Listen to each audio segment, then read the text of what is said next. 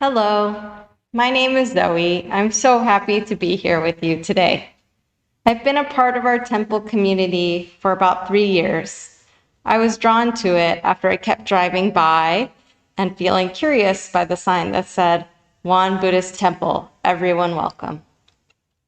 It was the sign, literally, that led me to attend an introductory class on Won Buddhism, then to services on the weekends, then to mini retreats, and now to my first Dharma talk. Something that I've been reflecting on lately is the importance of art and creativity in our daily lives. More specifically, I've been considering how creativity helps to reinforce the virtues of our spiritual practice. In other words, art is a vehicle for learning, teaching, patience, non-judgment, and mindfulness. And by intentionally choosing to be creative, we can perhaps strengthen our spiritual practice.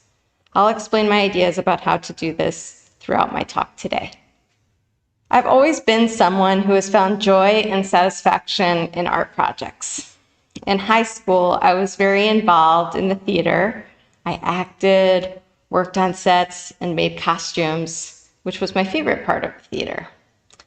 I wasn't a very good seamstress at first. My mother taught me how to sew in our basement on the machine that was my grandmother's. Together, we wound a bobbin, threaded the machine, and did a straight stitch on an old scraps of fabric. It sounds so simple with words, but in practice, it took time. I was the learner, and she was the teacher. And we both needed patience for the creative process to unfold. In my experience, making art and being creative requires first and foremost a willingness to learn well.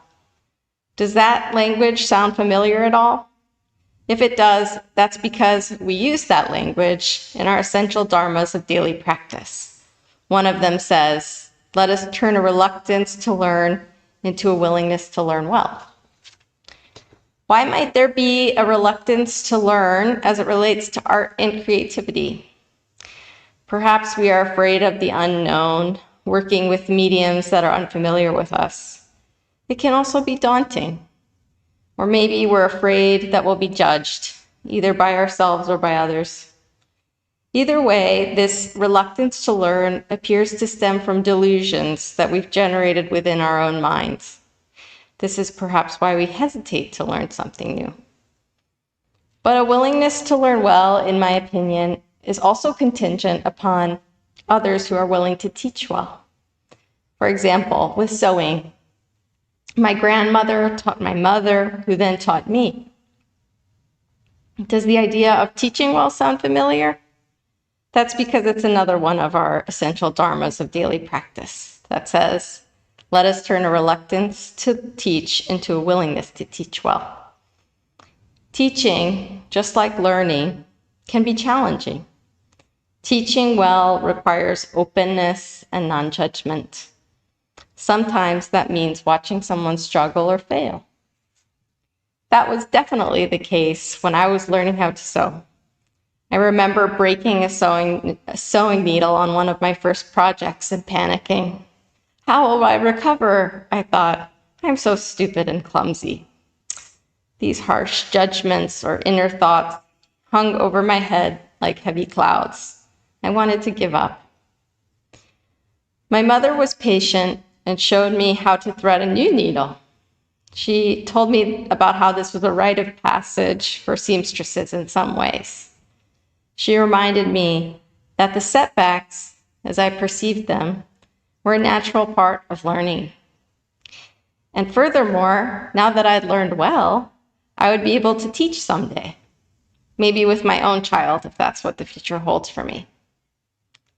So both the willingness to learn well and the willingness to teach well are big parts of the creative process. And I've seen how this translates to my spiritual practice as well.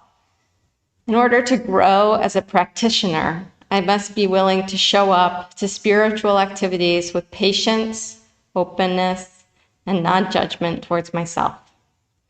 Some days when I meditate, I cultivate a sense of ease and calm. On other days, my mind is racing. I want to stop practicing because I'm reluctant to push through the discomfort of a challenging meditation session, for example. But this is par for the course, I suppose, both with art and meditation. There's a learning curve. It does get easier, but it does take time. For spiritual practice, I imagine that it takes a lifetime. I'm grateful towards myself for consistently trying to learn in the spiritual arena, and also to my teachers and my Dharma friends for their guidance. It's interesting that through writing this talk, I'm realizing how my creative journey has paralleled my spiritual journey so closely. The last thing I'd like to offer you in my talk today is the idea that art provides an avenue to practice mindfulness. Being creative is really just a chance for us to be present. When our mind wanders or we misunderstand how to do a project, it's an opportunity to come back to the moment and go from there. Sometimes that means you make a wonky garment. Your end artwork might seem disappointing, but behind every failed art project is something much more profound. It demonstrates the virtues of learning, teaching, patience, non-judgment, and mindfulness. It also demonstrates how being creative reinforces our spiritual practice. I truly believe that everyone is an artist of some shape or kind. It might not be with crafts per se, but art is all around. Art is in the words that you choose. Art is in the way that you stretch your body in the morning. Art is in your cuisine. Art is in your garden. It's a journey to find the art that resonates for you. And the beauty of art, to me, is how together we learn, teach, and mindfully experience the moments that culminate in the artwork. So, for whatever it's worth, it's never too late to learn how to sew or to become a Buddhist practitioner. I am happy to be one of your teachers. Are you willing to be one of mine?